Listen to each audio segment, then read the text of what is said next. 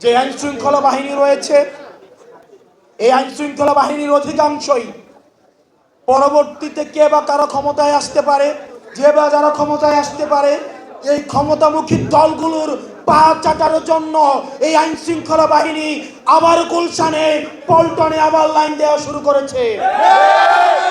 যারা হাদি ভাইয়ের নামটা পর্যন্ত উচ্চারণ করতে পারে না, ইনকিলাব মঞ্চের নামটা পর্যন্ত উচ্চারণ করতে পারে না, যারা জানে না হাদি ভাইয়ের সাথে এই জাঞ্জির সম্পৃক্ততা এই বাংলাদেশের ভবিষ্যৎ পুনর্গঠনে হাদি ভাইয়ের চিন্তা মনস্তত্ত্ব কতটা প্রতিফলিত হয়, যারা এই জিনিসটা ধরতে পারে না তাদের কাছে হাদি ভাইকে গিনিপিগি মনে হবে। এই জনগণ বিবর্জিত, জুলাই বিবর্জিত, দুর্নীতিগ্রস্ত চাঁদাবাজদের দলের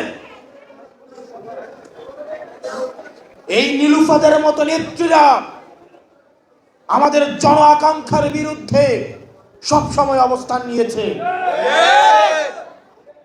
তাকে এই বক্তব্যের জন্য তাকে প্রকাশ্যে ক্ষমা চাইতে হবে। আগামী যে আমাদের দীর্ঘদিনের আকাঙ্ক্ষিত যে নির্বাচন, সেই নির্বাচনকে সামনে রেখে আমরা দেখতে পাচ্ছি বিভিন্নভাবে ষড়যন্ত্র করা হচ্ছে। ভারতে বসে ষড়যন্ত্র করা হচ্ছে, ষড়যন্ত্রের জাল বিস্তার করা হচ্ছে।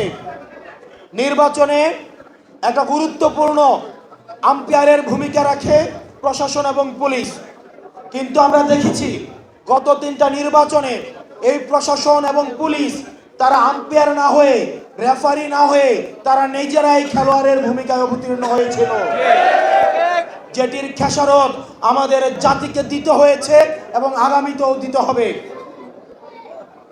পুলিশ এবং প্রশাসন ভাইদেরকে বলবো, আপনারা বেনজির হয়েন না, আপনারা হারুন হয়েন না, আপনারা রেফারির ভূমিকা রাখবেন, আম্পায়ারের ভূমিকা রাখবেন, আপনারা নিজেরা খেলোয়াড় হইতে আইসেন না। তাহলে জুলাইয়ের জনগণের যেই তীব্র বিক্ষোভ, যেই ক্ষুব্ধ হয়েছিল, সেটি আবার এটির পুনরাবৃত্তি ঘটবে। আমরা দেখেছি লটারির মাধ্যমে, একটা কন্ট্রোলড লটারির মাধ্যমে ডিসিএসপি নিয়োগ করা হয়েছে মধ্যরাতে। এই মধ্যরাতে যারা ডিসিএসপি নিয়োগ হয়েছে, আমরা তাদের আচরণকে সন্দেহজনক মনে করি। এখনই তারা একটা দলের দলদাস হিসেবে তারা মাঠে আবির্ভূত হতে যাচ্ছে।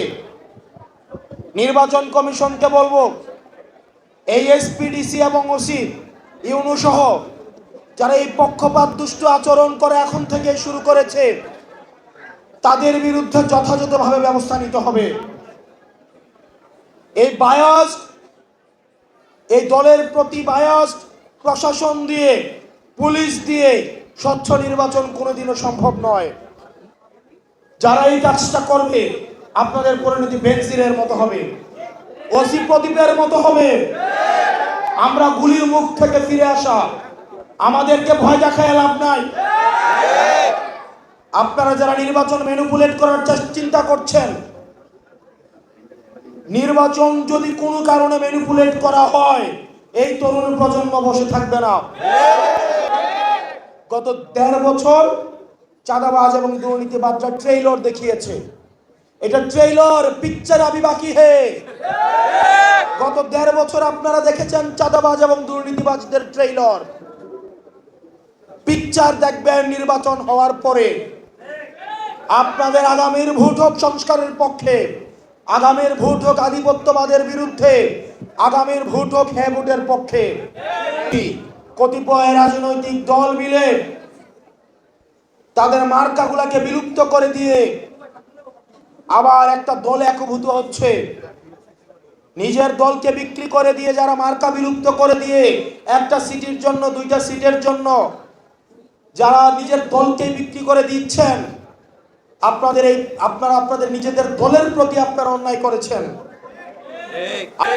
আমরা চেয়েছিলাম এটা ব্যালট বিপ্লব, কিন্তু দেখতে পাচ্ছি কিছু রাজনৈতিক দল একটা বুলেট বিপ্লবের প্রস্তুতি নিচ্ছে।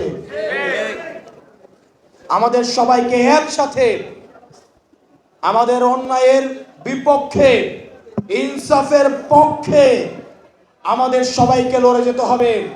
হাদি ভাই আমাদেরকে শিখিয়েছে আমরা জান দিব কিন্তু জুলাই দিব না।